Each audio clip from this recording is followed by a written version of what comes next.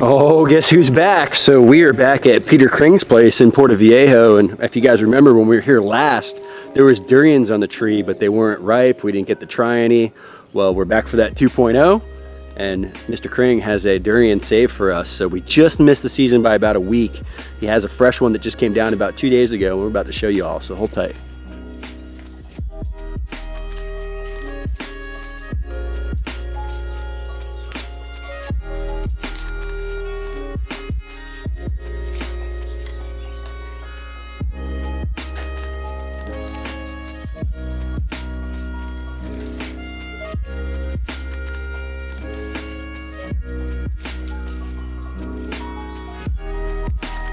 Durian there. Oh wow.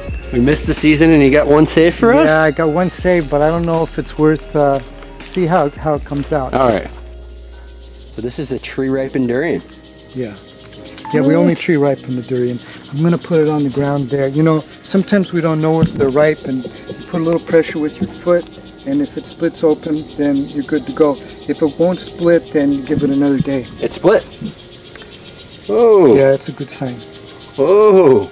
Okay. Here, this is a real small one. You know, the ones in the middle of the season were a kilo and a half, maybe more. Who's going to be the first to go? Ooh, look at that. Look at that durian. There you go. Oh yeah. Oh yeah. Oh yeah. So what do we do? Just kind of Just cut that section out, and I'll open another part.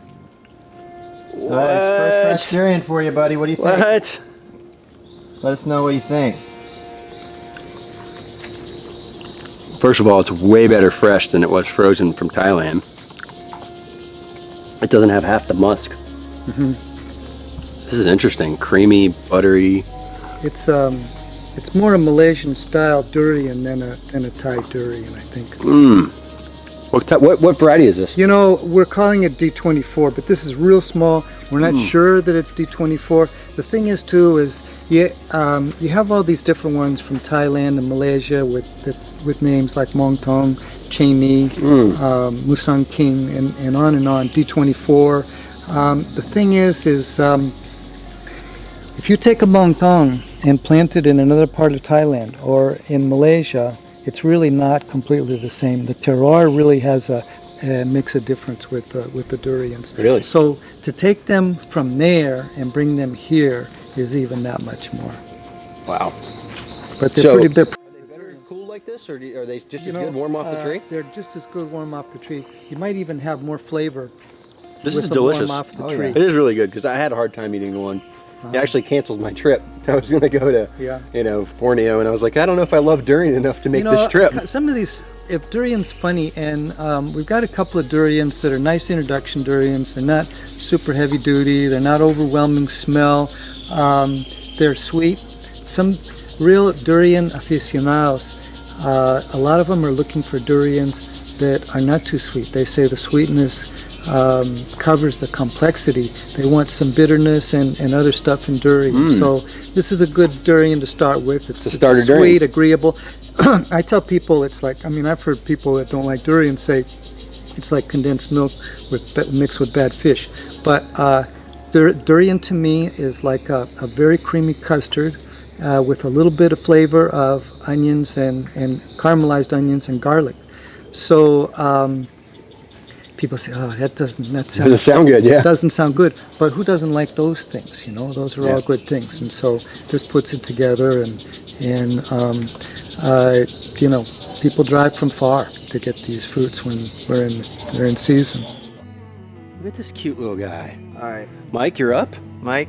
What do you think, Mike? I'm excited. Yeah, take in it there. slow. I have had durian before, but in frozen form as well. So, Oh, so this is the first this fresh is one for you as a new well. experience for me as well. Whoa, eating durian in Costa Rica. It's such an intense smell. Woo. Uh-huh.